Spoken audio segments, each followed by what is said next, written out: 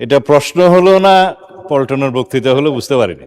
পর্যাপ্ত ভূমিকা রাখতে পেরেছে কিনা নাকি উনি ব্যর্থতায় পর্যবেসিত হয়েছে মাননীয় স্পিকার? ডালাও ভাবে স্বরাষ্ট্রমন্ত্রী ব্যর্থ হয়েছে বা আইন শৃঙ্খলা রক্ষাকারী বাহিনী ব্যর্থ হয়েছে বা এই সরকার আইন শৃঙ্খলা পরিস্থিতি উন্নতি হয় নাই, এগুলো পল্টনের বক্তব্য চলে। মাননীয় স্পিকার, এই সরকার ক্ষমতা ফেব্রুয়ারি 17 তারিখ শপথ গ্রহণ করেছে।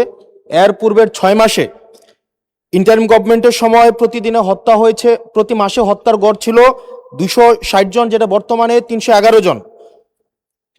এই সরকার ক্ষমতা গ্রহণের পূর্বের 6 মাসে খুন হয়েছে 1780 জন, যেটা এই সরকারের 6 মাসে খুন হয়েছে 1789 জন।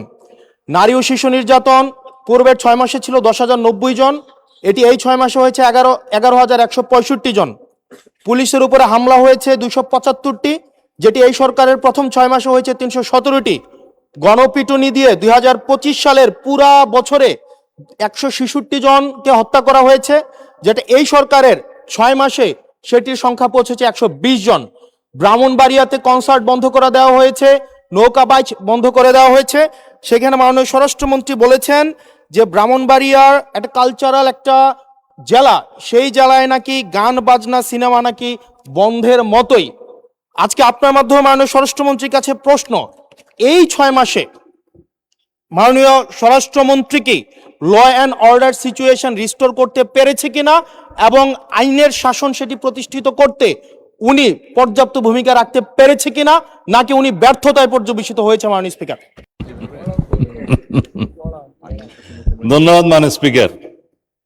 এটা প্রশ্ন হলো না পল্টনের বক্তৃতা হলো বুঝতে পারিনি। আইন শৃঙ্খলা পরিস্থিতির উন্নয়নে 6 মাসে স্বরাষ্ট্রমন্ত্রী সফল হয়েছে কিনা এটা একটা প্রশ্ন। তারপরে ব্রাহ্মণবাড়িয়া জেলায় সিনেমা হল কেন নাই সেটা আরেকটা প্রশ্ন। কোন খাতে কত হত্যা হয়েছে, জখম হয়েছে ইত্যাদি যে ডাটা দিলেন, সেই ডাটাটা কিসের ভিত্তিতে দিলেন, কি পরিসংখ্যানের ভিত্তিতে দিলেন, সে স্ট্যাটিস্টিক্স বড়টা কি আমি জানি না।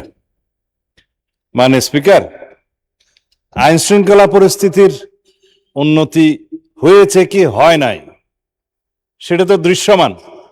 বাংলাদেশে আজ পর্যন্ত বর্তমান সরকার দায়িত্ব নেওয়ার পর থেকে এই মুহূর্ত পর্যন্ত যত হেনিয়াস ক্রাইম হয়েছে, অপরাধ সংগঠিত হয়েছে, 24 ঘন্টা 48 ঘন্টা ক্ষেত্রের মধ্যে 7 ঘন্টার ভিতরে অপরাধী গ্রেপ্তার হয়েছে,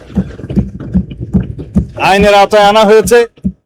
এবং সামাজিকভাবে যে কোনো স্পেসিফিক ঘটনা যদি আপনারা বলতে পারেন, সেই স্পেসিফিক ঘটনা আমি 300 বিবৃতি দিতে পারবো।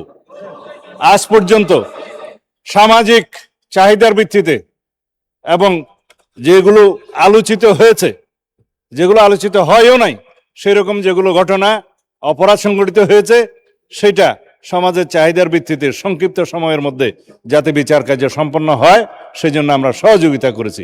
বিচার করার তো জুডিশিয়ারির কাজ। এইভাবে রামিসা থেকে শুরু করে রংপুরের ইদানিং 4টা যে হত্যা হলো সেই পর্যন্ত সমস্ত কিছু দ্রুততম সময়ের মধ্যে এই পুলিশ বাহিনী, আইন শৃঙ্খলা রক্ষাকারী বাহিনী গ্রেফতার করতে সক্ষম হয়েছে এবং আইনের আওতায় নিয়ে এসছে। এখানে কোথায় কি ব্যর্থতা আছে বলতে হবে মানে স্পিকার স্পেসিফিক্যালি। ডালাও ভাবে স্বরাষ্ট্রমন্ত্রী ব্যর্থ হয়েছে বা আইন শৃঙ্খলা রক্ষাকারী বাহিনী ব্যর্থ হয়েছে বা এই সরকার আইন শৃঙ্খলা পরিস্থিতি উন্নতি হয় নাই, এগুলো পল্টনের বক্তব্য চলে। এটা সংসদে তথ্যভিত্তিক কথা বলতে হবে। যদি কোনো স্পেসিফিক ঘটনার কথা আপনারা বলেন, সেই ঘটনার প্রেক্ষিতে আমরা 300 বিধিতে বক্তব্য দিতে পারবো মানে স্পিকার। কিন্তু যদি কাগজ নিয়ে বলা হয় এতটা হত্যা হয়েছে, এতটা ঘুম হয়েছে, সেটা তো কিসের স্টেটমেন্ট আমরা জানি না। আমরা গতবারও সংসদে আমরা 300 বিধিতে বক্তব্য দিয়েছি, স্টেটমেন্ট দিয়েছি এবং সংসদের জেনারেল আলোচনার মধ্যেও বলেছি, ডাটা দিয়েছি। তার মধ্যে আমরা প্রত্যেকটা পরিসংখ্যান করে প্রত্যেকটা অপরাধ ভিত্তিক চিত্র আমরা তুলে ধরেছিলাম। তখন কেউ বলতে পারে না মানে স্পিকার। সুতরাং যদি কোনো স্পেসিফিক ঘটনায় বাংলাদেশের আইন শৃঙ্খলা রক্ষাকারী বাহিনী বা স্বরাষ্ট্র মন্ত্রণালয় ব্যর্থ হয়েছে কি হয় নাই সেই বিষয়ে যদি আপনারা নোটিশ আনেন, তখন আমরা ডিবেট করতে পারবো।